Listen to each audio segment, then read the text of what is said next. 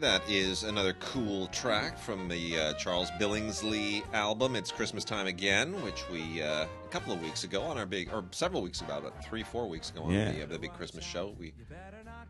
Charles Billingsley, good crooner, man.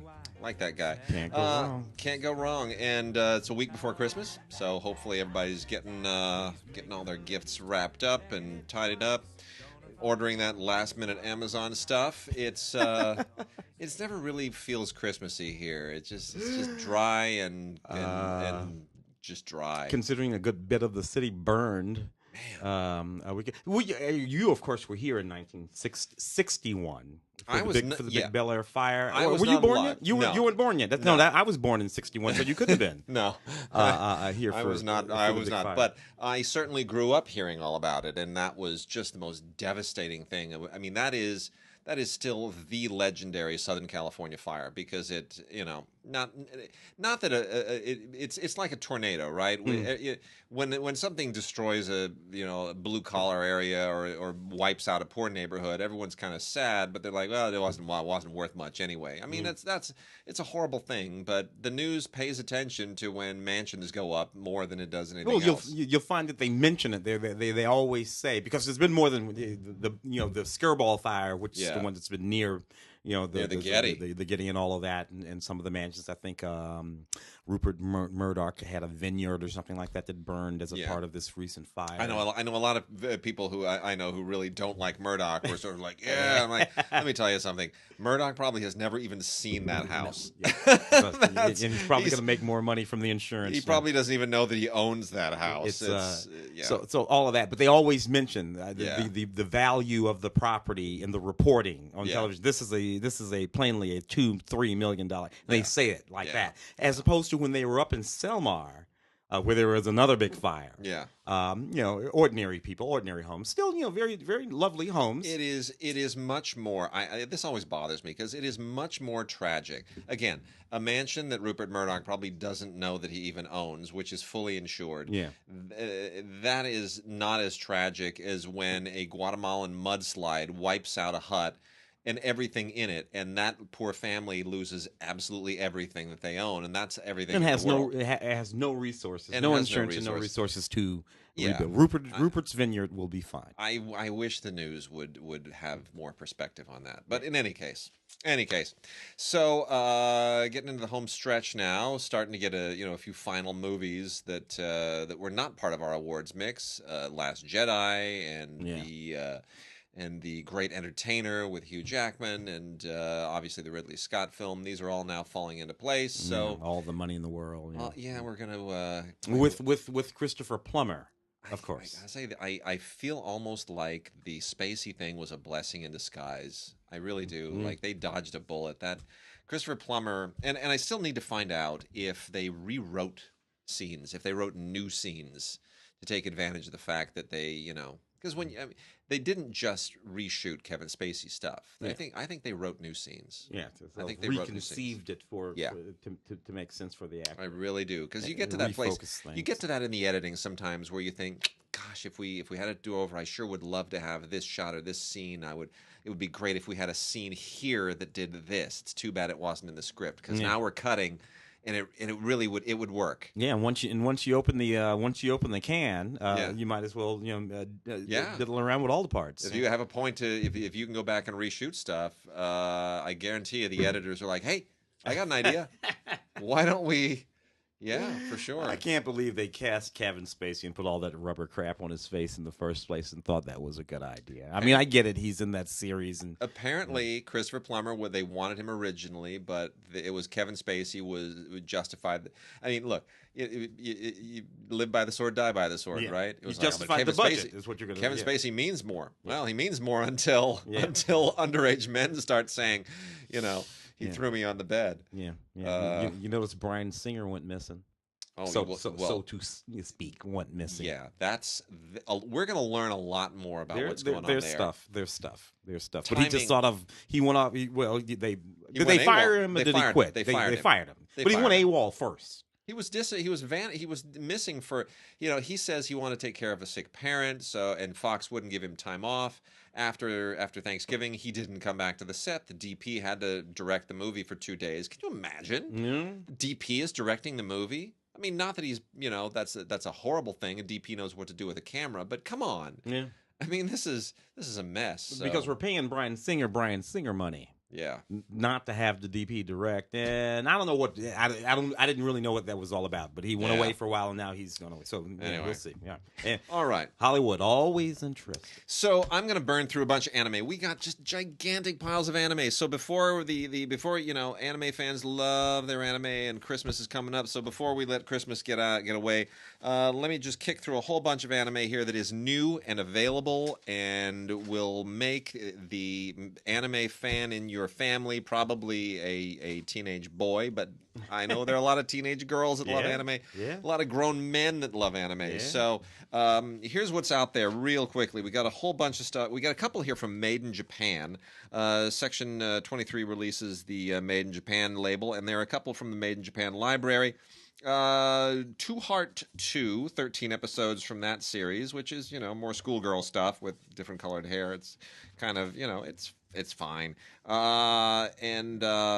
It's schoolgirls with science fiction and alien attributes and things like that. And then the really beautifully animated The Good Witch of the West, which is quite lovely. Something I was not terribly familiar with, but this is also 13 episodes on 2 discs, also on Blu-ray. Very, very nicely. That's really beautiful artwork. A whole bunch of stuff from the Sentai library as well, also from Section 23. Sentai is, apart from Funimation, far and away the most dominant library in anime. Always something interesting going on there. We've got the Initial D stuff, which is sort of, Fast and the Furious anime version. Initial D Legend 1 Awakening. Which is DVD and Blu-ray combo set. Very teen, very hipster, very cool, very automotive. We also have I'm Sakamoto. Haven't you heard? The complete collection, 13 episodes on 2 discs. This is more Japanese school politics, but with one guy in particular who's kind of a mysterious figure. And there's some really kind of challenging animation here. They take some risks that you don't normally see in anime, so that's interesting. Golden Time, 24 episodes on 3 discs, also on Blu-ray, complete collection Golden Time. This is, again, more school stuff. The Japanese in the school, I don't get it, but they somehow find ways of making the challenge of being in school, whether it's college or high school, some kind of a genre thing. It's always, it gets interesting. Let's see what else we got here real quickly. Love, Chunibyo, and Other Delusions. Complete seasons 1 and 2. More school stuff. The very, very elegantly animated Chaika. This is 22 episodes plus the OVA stuff. Complete series, season 1 and season 2 together. This is really cool, kind of fantasy sci-fi stuff. Galactic Empire politics. A lot of very, very clever writing here. That's something that for a serious anime fan will love. Chaika, the Coffin Princess, season 1 and 2. When They Cry, also seasons 1 through 3 on Blu-ray, a 9-disc set, 55 episodes. This is fantastic. A lot of people I know who are really, really into anime. This is one of their favorite shows. It's kind of like a horror fantasy anime. Again, really interesting animation, very clever writing, a little bit gruesome. It's not for kids. This is very, very adult. It's got a lot of really kind of gory, creepy stuff going on, but it's not, Legend of the Overfiend stuff. It doesn't get into the adults only realm. So you might want to check this out. Just feel out your anime fans, see what kind of stuff they love. Skewing much more to the younger set is the Squid Girl complete collection, seasons 1 and 2, plus OVAs. Not really my speed. Feels very Pokemon, but it's got an environmental message, which I guess is meaningful to some people. A little bit more for older kids, kind of a teen thing, is Haikyu, Hikyu, first season. 2 exclamation points at the end of that. 25 episodes on 3 discs. It's, more school stuff, high school volleyball and high school politics and athletics. It's, I guess, Japanese kids must have issues in school. I don't know. And then the last 2 from Sente is Hakkenden, 8 Dogs of the East. Really well animated, but this gets into that area where it's a little bit impenetrable in terms of the all of the village politics and the fantasy and the demons and the powers and all the fantasy aspects to it. A little bit disorienting. The far-fetched stuff, the fantasy stuff, the demons, the creatures, all of that is really quite amazing to look at. It really is very, very impressive if you don't mind being utterly confused as to what the rules of that universe are. And then lastly, maybe the most interesting bit of animation in all of this is Clannad, part of the Clannad and Clannad After Story epic. You get both of them here, 24 episodes of Clannad on 3 discs and Clannad After Story, 25 episodes on 3 discs. If you're familiar with Air and Kanon, this is from the same animation teams. I'm not necessarily familiar with Air and Kanon, but this again takes place in the Japanese school environment, but with a bit of a more, it's a little bit more of a thriller. It feels almost kind of semi-Hitchcockian, and then there's like a fantasy twist to it. It's really interesting stuff. From Nozomi is Revolutionary Girl Utena, the Apocalypse Saga. If you're into the Revolutionary Girl, these things are, a world unto themselves, just like all these other epics. So if you don't know what that's all about, it's too late to start. And then Digimon Adventure Try. We've got a couple new releases here from the people at Shout Factory. Confession and Determination. Both of them come in Blu-ray, DVD, digital download combo sets. The digital download thing, especially as pertains to anyone who is outside of Movies Anywhere now, is a little bit up in the air. So I've been trying for weeks, by the way, Tim. I have been trying for weeks to get questions answered about the technical roadmap of Movies Anywhere. I haven't gotten any answers yet.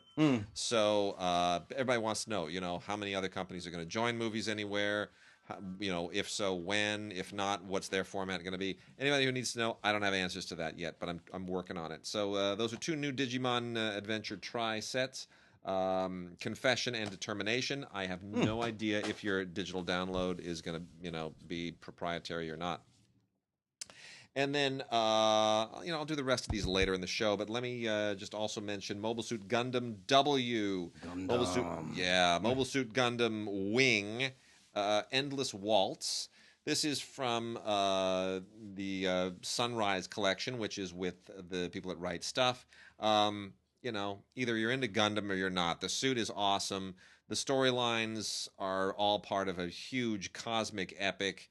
If you're not caught up, there's no point in trying. Just watch one and try to keep up. Otherwise, you're going to have to go back to the very first Gundam series and watch the first episode, and you're going to watch then like 30 Gundam series, and next thing you know, 5 years will go by, and it's all encompassing. And you won't understand them any more than you do. None of it at all. Gundam is just a universe unto itself. It's I don't even know how the writers of Gundam keep up with it themselves. Yeah, because it's like The Simpsons, right? You have like 20 years worth of Gundam world. It's like Star Trek. Yeah. It's all referential and all. Yeah. I mean, you have to get a degree in it. It's crazy. But anyway, this is pretty terrific. Really cool. Great action, but making sense of it is another question. That is Mobile Suit Gundam Wing Endless Waltz. Wow. You want to knock off a few new movies? What do you think? Let's do a few new movies, and then I'll save the Funimation stuff for later because that's a special batch of stuff all by itself. So we'll do the because one of them here is actually live action. So I'll address that in a separate batch. But Let's do some new movies. So A Trip to Spain, Steve Coogan and Rob Brydon again in their continuing series of Third Michael one. Winterbottom. Yeah, of what I understand, it's going to be a 6. We went to England, we went to Italy. Oh, there are going to be 3 more? I think there will be 3 more. That's fantastic. A 6-part series there. I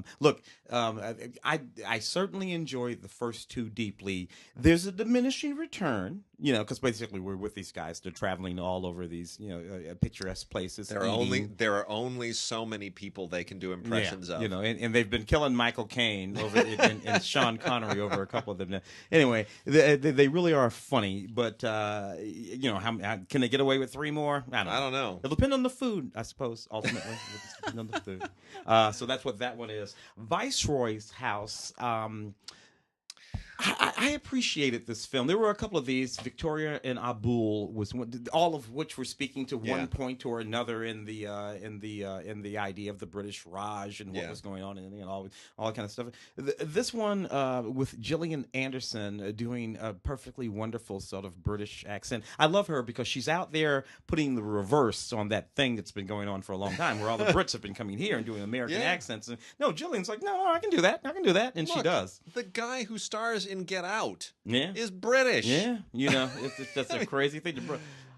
So this was interesting.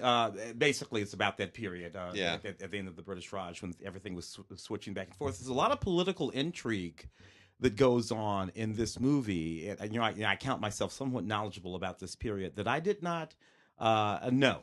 That all kinds of deals had been cut and made that had to do with Bangladesh and Pakistan and where the dividing line would be and all kinds of things that were going on. All kinds of deals were made behind the back of the viceroy. Yeah. So while he was negotiating and making promises, other promises had already been made. So interesting. That would lead him to, look like. Anyway, we know what happened to him. Michael Gambon in the movie, based on a true story. I like it. Lots of special features, including deleted scenes and this, that, and the other thing. And, director Gurinder Chadha, I just absolutely adore. I have met Gurinder. Gurinder, her big breakthrough was Bend It Like Beckham. Yeah. And which was produced by Deepak Nair, who's a good friend of ours, and we were at his house for his Diwali party. Oh. But my wife used to work for Deepak as well, which all ties into the David Lynch thing. But we met Gurinder at the first cast and crew screening of Bend It Like Beckham, and she's just the most wonderful, warmest human being. She and her husband do all these films together, and I think that really did not get enough credit this year. That is a step up for her. Yeah. That's really because she then went and did Bride and Prejudice, the Bollywood musical version of it, and she's so talented. So I hope that gets a little after the fact love on DVD. I rather enjoyed it myself. Reese Witherspoon in Home Again. God help us all. Yeah, a film from Haley Meyer Shire. Haley Meyer Shire, of course, being the child of Charles Shire and Nancy Meyer. Look, Haley. I want to speak very directly to her. You are no doubt talented. You grew up with 2 very talented parents, but your Hollywood biography with Reese Witherspoon effectively playing you with daddy issues, the daughter of a filmmaker and all of this stuff. There is nothing in this movie that is accessible for an average person. Oh, even the commentary track, there which is just features nothing. Her and her mom. Yeah. You and I make a movie. You know who's not going to be on the commentary track with me? My mom, because she doesn't know jack about movies. I mean, she does, but she's not going to be on the commentary track. Look, but that's the thing. Yeah. The thing that drove me crazy with that movie, as well intentioned as it is, and I understand there are a lot of issues there, and we're dealing with a lot of issues and so forth and so on. But here's the problem. Part of the story is that there are these film students that have this. They're just trying to break through with their movie and take meetings, and for reasons that make no sense at all, they wind up living at Reese Witherspoon's house.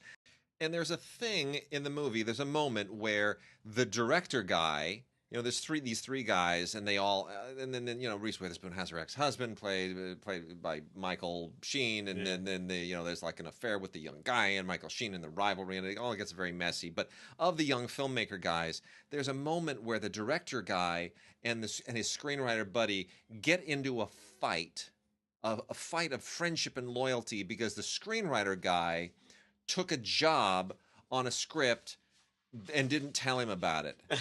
Now, you know what? Yeah, Tim, if you took a job tomorrow on doing a screenplay rewrite, I would be like, right on. Way to go, man. baby. Right, way to go. That's because everyone knows. Everyone Are you who's kidding ever me? if somebody offers you a job in Hollywood, writing the direct, you take the job. Who berates their buddy for taking a screenwriting job? Do you know how hard that is? How rare that is? See, that's where this film feels completely disconnected from reality to me. Is that these are Hollywood problems, and Hallie has got to. She's got to find a real world. There's some talent there. There's no doubt. You can't not be talented and have those two parents. But it's a matter of subject. Go into the real world. Go into the real world. Spend a year in the Peace Corps or something. And whatever you do, this is not directed at her. Just generally speaking, young filmmaker. Generally speaking, probably not a good idea to make your first film about yourself. About you, unless you're Francois Truffaut. Yeah, right. 400 Blows. Yeah, which is really a film about all of those little boys like that. Yes, it is. Who live like that. He was one of them. He happened to be one of them. Yeah. The film is like this is us. We're talking about 400 Blows. So anyway, that's what that was. Home again. Love Reese though. Reese is having a lovely little career, a little life, because she's got that television show, Pretty Little Liars. This movie. So kind of neat to see that Reese is still hanging in there after all of this time. Also, Crown Heights here, Matt Ruskin film, set in 1990. Based on an actual story. A teenager is gunned down in Flatbush, Brooklyn. Crown Heights is a good movie. It's a good movie. It's a solid procedural with some pretty neat special features on it too, including a commentary by the director. And it really is. It really is just a tight movie that traces this particular event and the sort of pressures of the police. It's funny that these movies speak to events that are happening in society right now that have to do with justice and fairness between police and communities of color and how those things sort of work out. There was a trial that just came to a few weeks ago where a decision was made. And I don't know if you were following that, but that did so deeply moved me. A police officer shot an unarmed black man. The details are irrelevant. They're all 20 years. He was sentenced to 20 years. Yet, upon being sentenced to 20 years, he told the parents of that man that he was sorry. He apologized by name to the parents, to the cousins, to every person who came to that trial to hear the sentencing. He apologized by name to every one of those people. You know what? I have the deepest respect for that police officer, that former police officer, I guess, what it is. Because we don't always do that. You know what? He took the hit. I made a mistake. And I need to take the hit, and I need to say I'm sorry. And what did those parents and all the family do? They forgave him. Yeah, dude, I got to tell you, that's an extremely powerful thing. Extremely powerful thing. And this movie is loosely based on a true story, and it's sort of shaped like that in a particular kind of way. Got a couple here, just different movies, but I'm gonna hit them both in the same breath. John Corbett, interesting guy, just keeps showing up. He's been all over movies and television for a lot of years now, and Sex in the City for years. Sex in the City, and Big Fat Greek Wedding, and John Corbett he's sort of an everyman that people really relate to. Really good casting in All Saints, which is a true story of a guy who was a salesman, became a pastor, and lost his church, and then became kind of a patron for this group of Southeast Asian refugees. It's a true story. I wouldn't call this a faith-based film, even though it was made by a group that is primarily known for that, but comes with some cool special features and, all about the making of the film and behind-the-scenes, deleted scenes stuff. And but you know what? It is a very touching story, and John Corbett is the right guy for this. He really is. And it does not feel like a faith-based No, it film, doesn't. Which is a really interesting thing, because it in fact actually is. But it doesn't feel like it at all. And that's a marker of something right there, that these stories can be told in such a way that they are engaging, and there are a lot of them in Boys Town. Yeah. Boys Town. Sure. Boys Town would be a faith-based film today. It would, actually. Yeah, you're right. But it's not really, is it? Because it's this really, really good movie, executed and performed. And that movie is, too, that John Corbett film. I liked it quite a lot, All Saints. And then Birth of the Dragon, Blu-ray, DVD, and digital copy set. I wanted to like this so much more. Yeah. Look, I really did. This is a true story of, well, it's based on a true event. So here's the thing. Before Bruce Lee really became Bruce Lee, he was in San Francisco. He was teaching Kung Fu.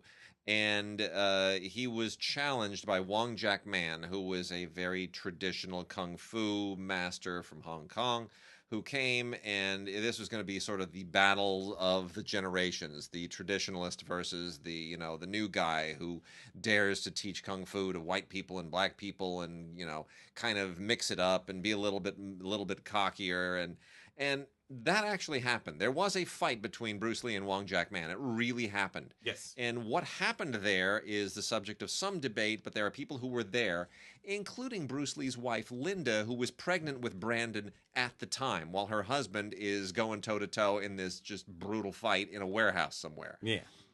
That is not part of this story. Linda is not in this movie. Linda's not even in this movie. She's mentioned once, just where he says, I think they don't like me because my wife is white, and my grandmother was white, and that's kind of it. And then there's this whole fake story with this white guy and this young Asian girl, and this interracial romance, and she's caught up in a brothel, and it wasn't that's a non-story. That shouldn't even be part of this. So they really kind of missed the boat on this. George Nolfi, who directed it, he's got a pedigree. He's not a bad director. The film's well put together, but they just really missed the boat on the focus. So anyway, Birth of the Dragon. Of all the movies that are ostensibly about Bruce Lee, I don't know that I would put this one near the top. And I got American Assassin over here, which look, Michael Keaton is the thing that makes this movie. Walking around this movie. So the movie's about a young guy. He loses the love of his life, his girlfriend, in one of these horrible sort of attacks, and it drives him to want to become involved in the sort of mercenary sort of ex-U.S. Navy SEAL sort of thing, so he can go out and protect people. A little bit strange that Michael Keaton is going to do something like this after having been in 2 consecutive Best Picture winners, right? Birdman and Spotlight. And getting an Oscar nomination there, then he goes. Well, not just this. He's that Spider. He's one of the better things in that Spider-Man movie. Sure, for sure. So I gotta figure, what's Michael Keaton doing? I don't know. Anyway, Spider-Man movie. I know what he's doing in Spider-Man. He's getting paid. No, and I guess he's getting paid here too. Yeah, I guess he's getting paid here too. But this, I don't know. People appreciated this movie. Wasn't that fantastic to me? But it was okay. Sanaa Lathan and a few other people in it. Yeah. All kinds of crap on this DVD. So if you're a fan, check it out. This is a part of a book series too, though. So I imagine there'll probably be a few more of those. Yep. And let's see, we got TV. Why don't we? Let me go through the criterions. Okay, knock those off. Let's hit the criterions real quickly. We have got Monterey Pop, the complete Monterey Pop Festival on Blu-ray, finally from Criterion. Dia Pennebaker's 3 films, produced by Lou Adler, who lives about 5 minutes away from me. You always see Lou Adler. By the way, people who watch Laker games on television, anytime you see Jack Nicholson sitting right there on the floor watching the Lakers, sitting next to him is a kind of old hippie-looking guy with long gray hair and a beard. That's Lou. Yeah. That's Lou Adler, famous, legendary music producer, produced the Monterey Pop. They screen this, every so often, and Lou always shows up to do Q&As. He's a funny guy. Yeah. Anyway, Lou Adler and Dia Pennebaker. Pretty great. Tons of great performances here. Everybody knows these. Simon and Garfunkel, Mamas and the Papas, Jimi Hendrix, The Who, Ravi Shankar. I was just talking about him yesterday with my wife, who was unaware that Nora Jones is Shankar's daughter. No, you know what? It's a certain generation, man. I guess, you're right. Yeah. She's just young enough to not make that connection. Like, I'm a child of the 60s. She's a child of the 70s, right? That makes the difference. All the difference in the makes world. All the difference. So anyway, complete Monterey Pop on Blu-ray. It's fantastic. Absolutely gorgeous. And then here's an interesting one. Election, the Alexander Payne film. Yeah, Alexander has a new film in theaters. I guess it's been out for a few weeks now. Downsizing. Yeah, which did not get a lot of love from the group. And you know what? Alexander Payne has won awards from the LA Film Critics for virtually every movie he's ever made. Going all the way back to that one. Going back to this one. And he won nothing for Downsizing. The group did not really love the movie, which I thought was interesting. But he and Jim Taylor wrote this together, as they have almost all of his films. And you know what? Look, Matthew Broderick, Reese Witherspoon. We just talked about Reese. This is Reese Witherspoon is a high school student, running for student body president. And honestly, as a satire of high school, this may be the best movie ever made. As an old high school history and civics teacher, I can identify with Matthew. I don't think I would have gone to the extent that he did to undo that kid. It's pretty great. But I had a couple of students who I wanted to undo more or less just like that. It's pretty great. Yeah. It's a pretty great movie. It's a lot of fun. I wish Alexander would make movies like this again. He. As I've mentioned, I think before, Alexander was a graduate student when I was an undergraduate student, and so I'm in the halls all the time. Yeah. And then lastly is Barbet Schroeder's amazing, chilling documentary, General Idi Amin Dada, self-portrait. Yes, what Forrest Whitaker does in his Oscar-winning performance as Idi Amin Dada is in Last King of Scotland is tremendous. It's absolutely tremendous, but there is just nothing to compare to the real Idi Amin Dada, who is one of the most chilling sociopathic figures of the 20th century. And this is in 1974.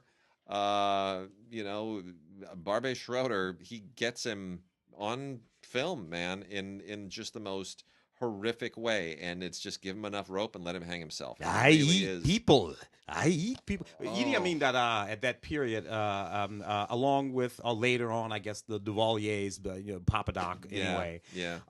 And unfortunately, the recently deposed Robert Mugabe, who was actually something of a freedom fighter when he first got started. He lost his mind. But Idi Amin was at the forefront of that group of African leaders who forced out colonial occupying forces. Indeed, did do that. And then it went to their heads. Just went south. Yeah, it just went to their heads. All went bad. Let me make a quick mention too, because this is worth putting a couple of shouts out. Lewis Black, Black to the Future.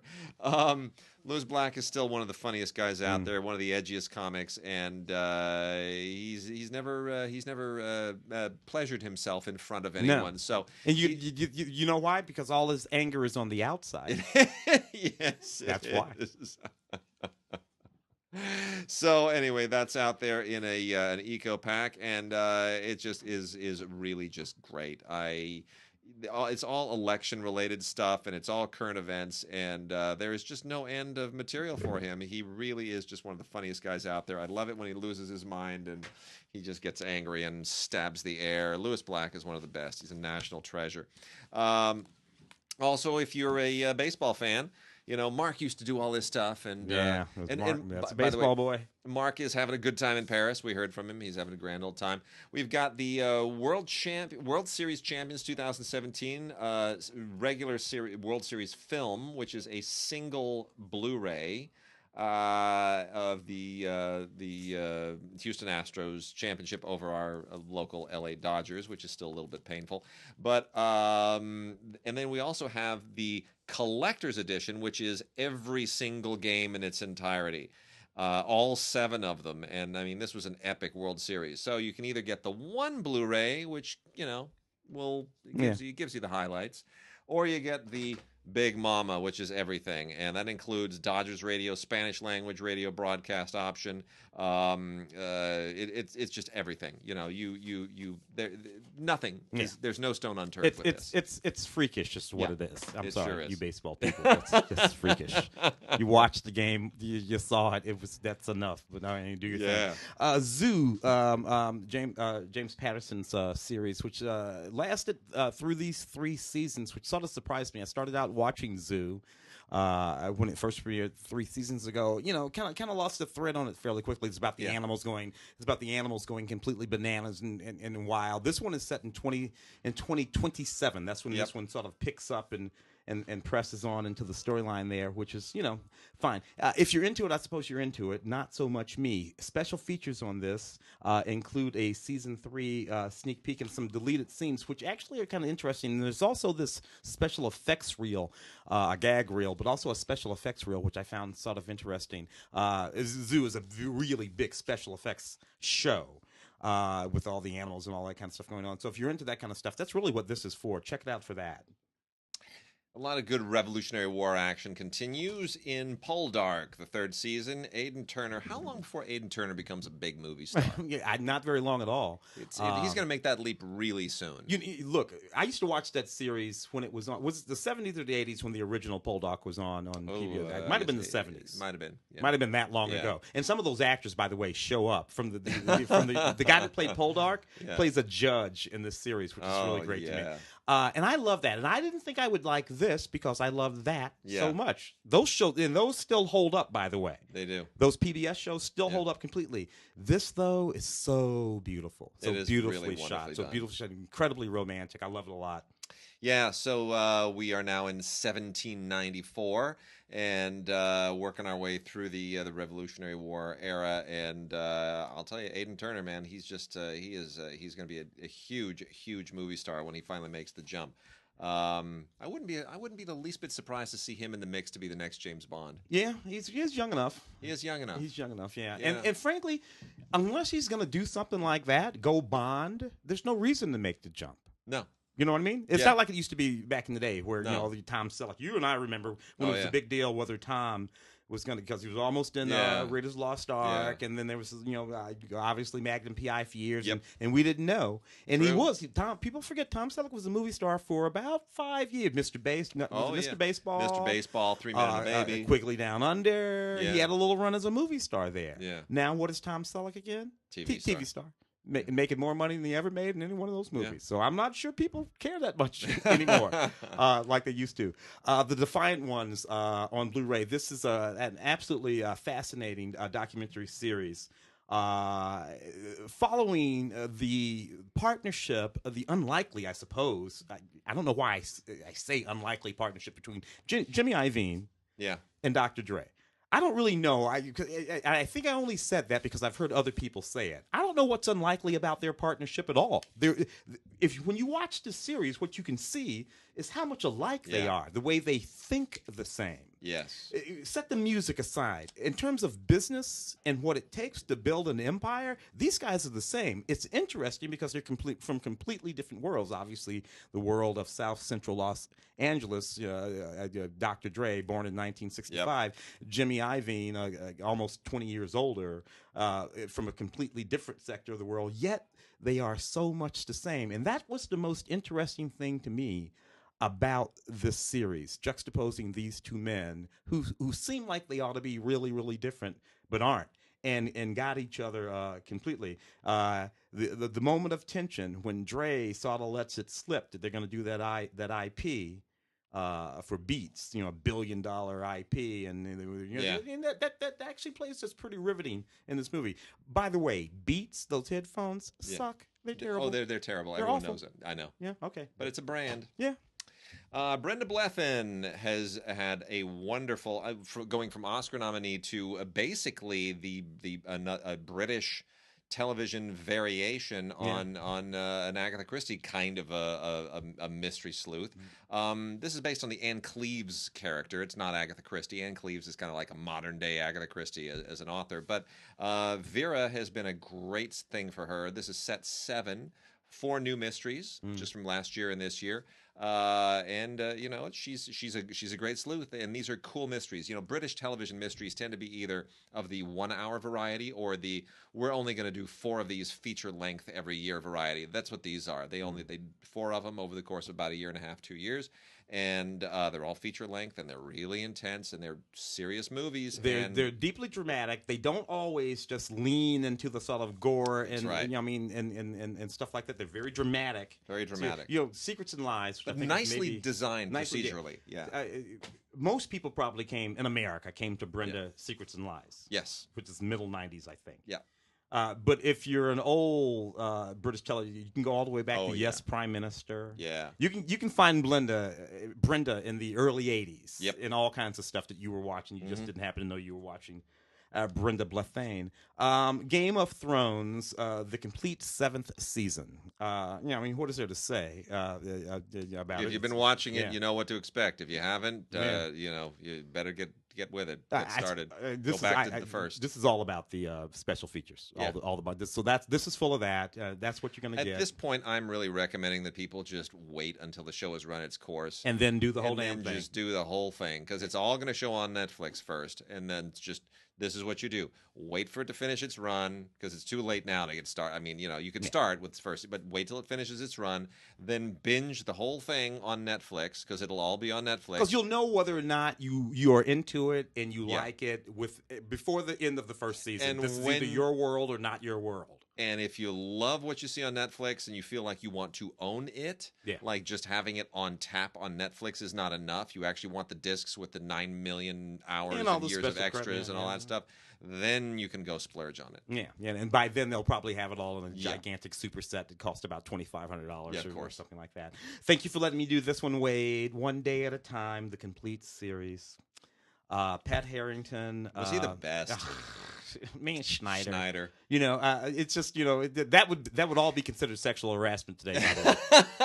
I just want to point everything that he does in that show would be considered he'd be sexually harassing. Now, here's something interesting. The 70s sitcoms in the 70s were very interesting because they centered very often, not exclusively around, but the peripheral characters, sometimes the central characters, were really very urban blue-collar people. Yes. And we don't get that anymore. Archie Bunker. Was a Jefferson even. Archie Bunker came home every day with his lunch box from working whatever. I don't even remember what Archie did. What did he work? He drove a taxi at night. That's what it was. He drove a taxi at night. That was his second job. But the day job was whatever. I don't even know. It was this one. Yeah, exactly. You had Schneider. He's just walking around with a tool belt all day long, fixing stuff around the property. All the cast of Taxi. The whole cast of Taxi.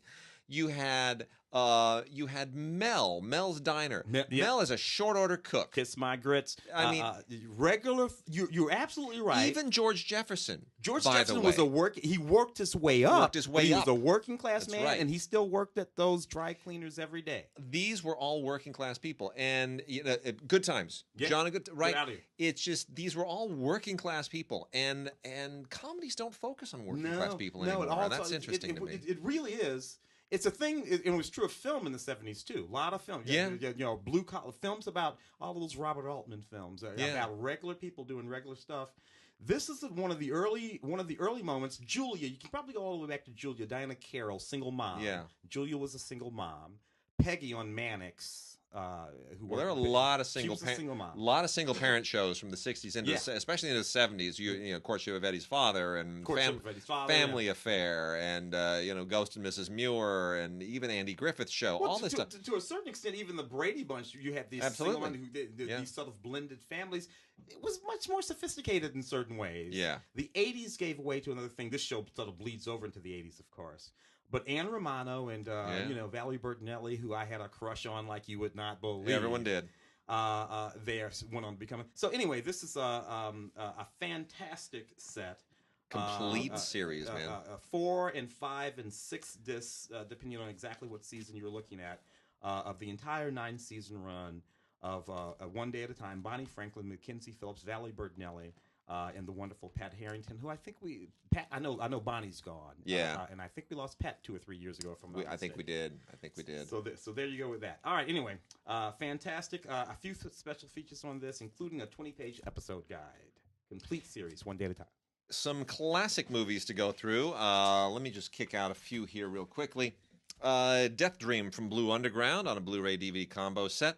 Deathdream, kind of a, it's...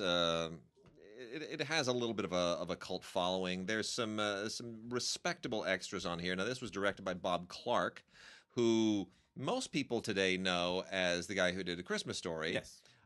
Sweet, wholesome, wonderful.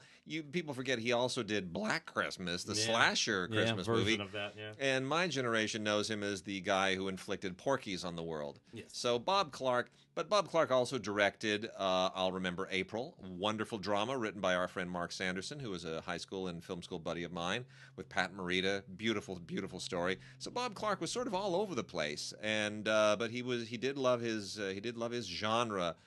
Slasher movies, his genre horror movies, and this happens to be one of them. Great gore effects by the amazing Tom Savini.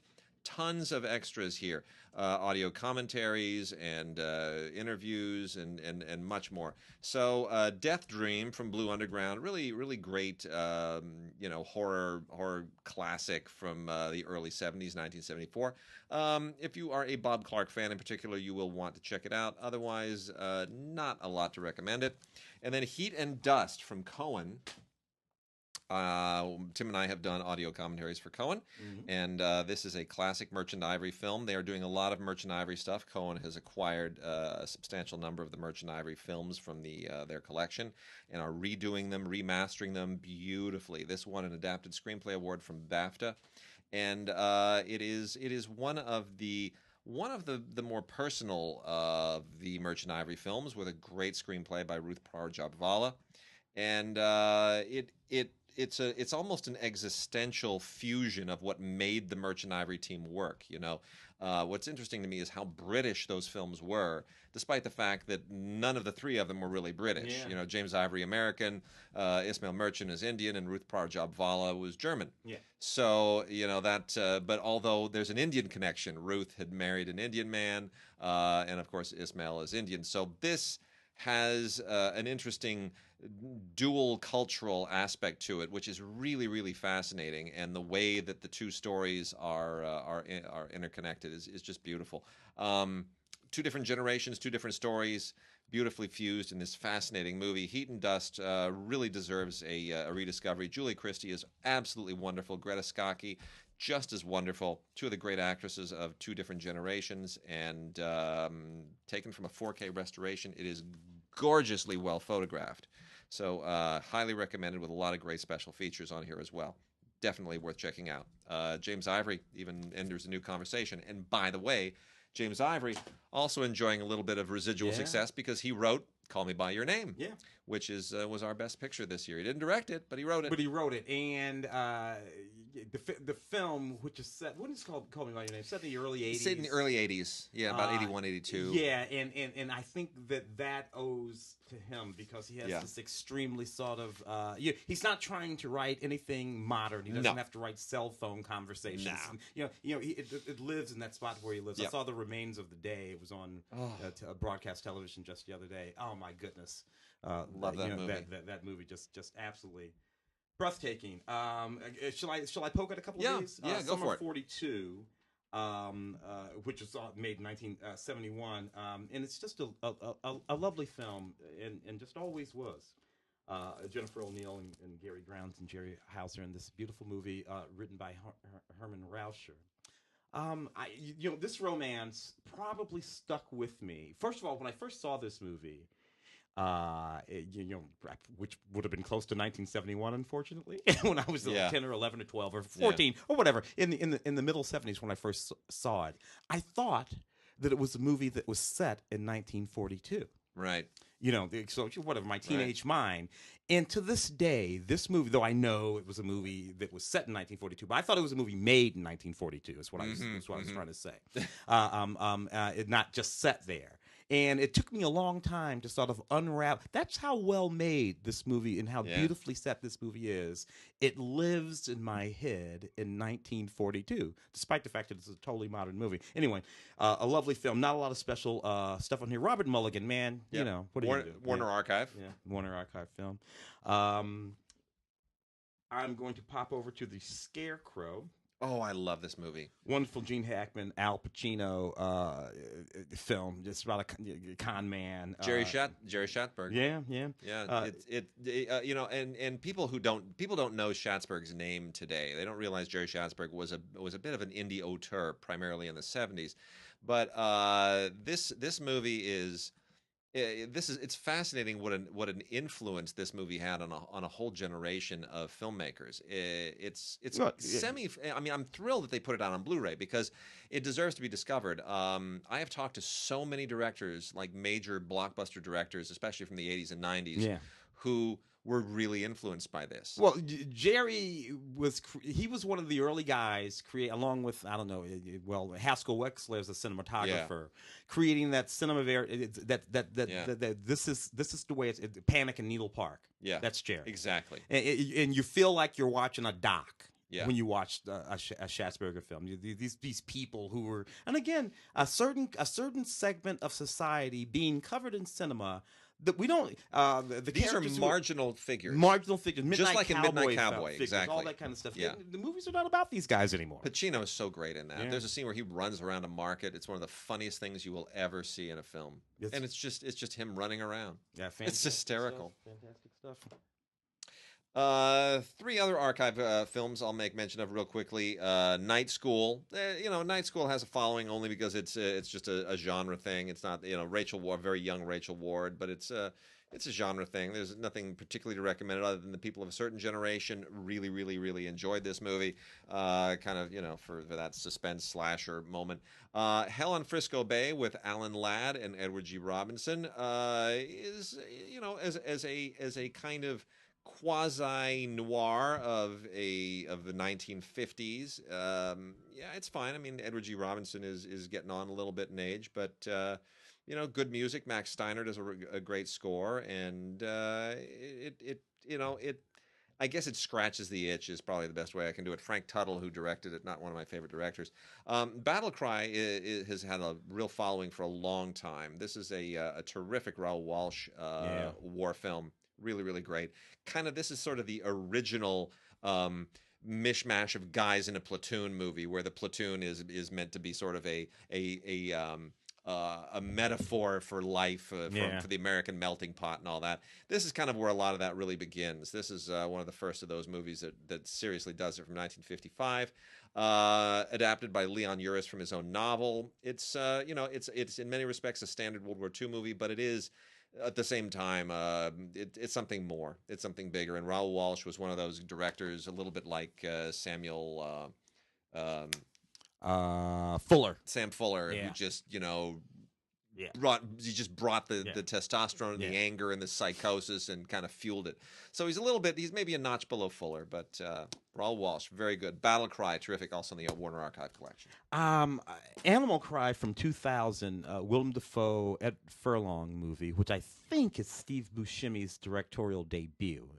People can check me on that, but I'm almost sure that it is. This was a very, very good movie, which I thought heralded something of a career, perhaps, for Steve, who was also already a very, very popular character actor by then, and of course still is. This was a good, strong movie. I had forgotten how many interesting characters were in this movie. You have Mickey Rourke playing a really interesting sort of transvestite, prison transvestite man called Jan. You got Seymour Castle in this movie. You got Tom Arnold in this movie. You got John Hurd in this movie. This was a very, very strong. It's about a young man who goes to prison.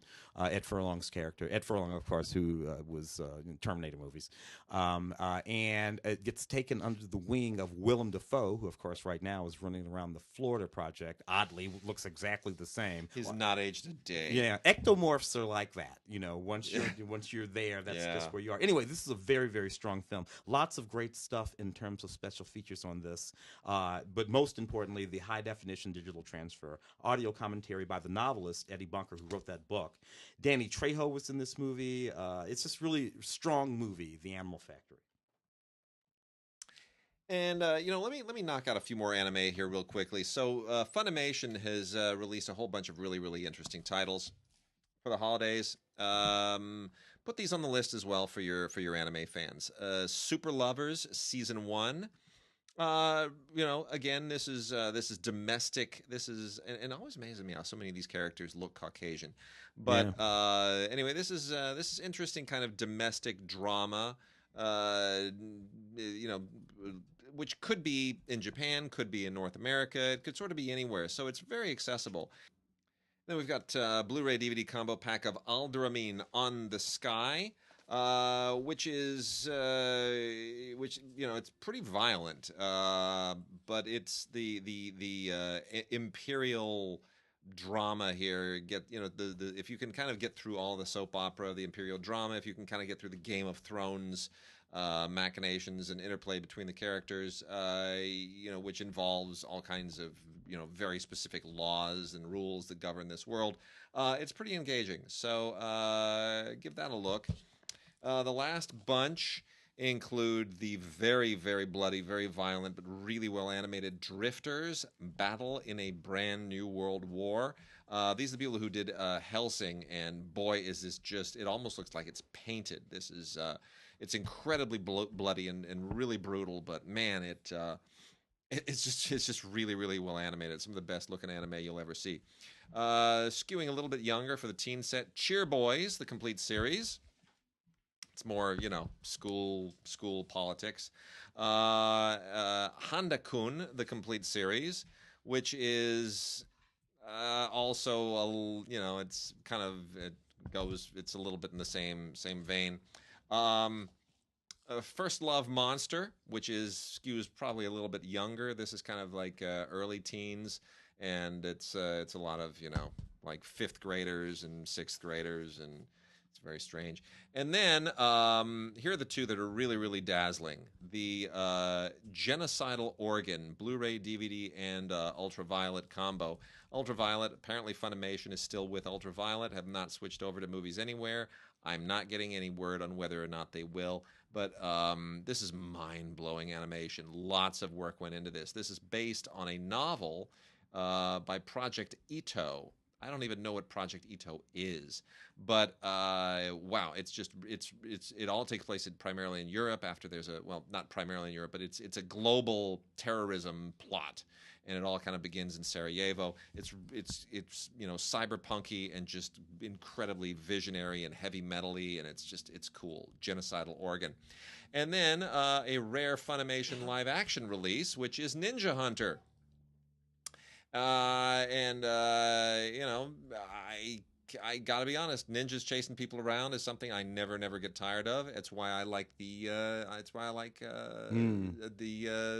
Daredevil stuff on TV so much. Yeah. The Hand, man, the Hand, just chase people around with ninja. Did you see that Luke, our good friend Luke Thompson, LAFCA colleague, sent a picture of him with Rosie? No, I didn't. Yeah, and I just. Oh, yes, I did with Rosie. With Rosie, I did see that. Yeah, I told him, I said, get away from her. Anyone who's near that woman gets chased by ninjas. She's bad news, man. Night Nurse. So anyway, Ninja Hunter live action from Funimation, also a lot of fun. It's brutal, but yeah, it's worth checking out. And look, Code of Silence, Chuck Norris's movie Code of Silence, right? Yep. 1985. People forget that this movie was directed by Andrew Davis, who would go on to do The Fugitive. The Fugitive. And set in Chicago. This is set in Chicago. This is a cop movie. He's a good cop. There's a crooked cop. There's some bad guys that he wants to take down. The other good cops want to stop him. It's good stuff. Back when Chuck Norris was still doing these sort of big movies, and Andrew Davis knew how to make these movies. So this is a real serious film. There is an audio commentary from Andrew Davis on this film too, as well as from screenwriter Michael Butler and the film's composer David Michael Frank. This is a really, really neat movie. Look, I love all those Chuck Norris jokes, but the thing about those Chuck Norris jokes, they all feel true.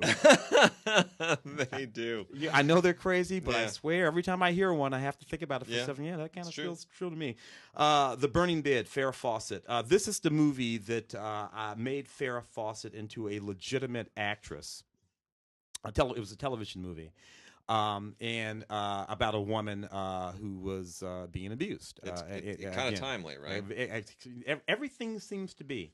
But Farrah Fawcett, who of course had been a wonderful model and had been on Charlie's Angels. I think she only did a season on Charlie's Angels, and she made a movie with what was it, Saturn 7 or something like that, maybe, or Saturn 5. Saturn 5, big old gigantic sci-fi movie. Saturn 3, but it was whatever it was. But it was this movie, The Burning Bed, that made her a serious actress and stood her well for a long time. Yep. Very powerful stuff. Interview with director Robert Greenwald in this movie. That's another one. This movie was directed by Robert Good directors You know what I mean? They're a thing. We kind of a good director is a hell of a thing, man. You know what else Robert Greenwald directed?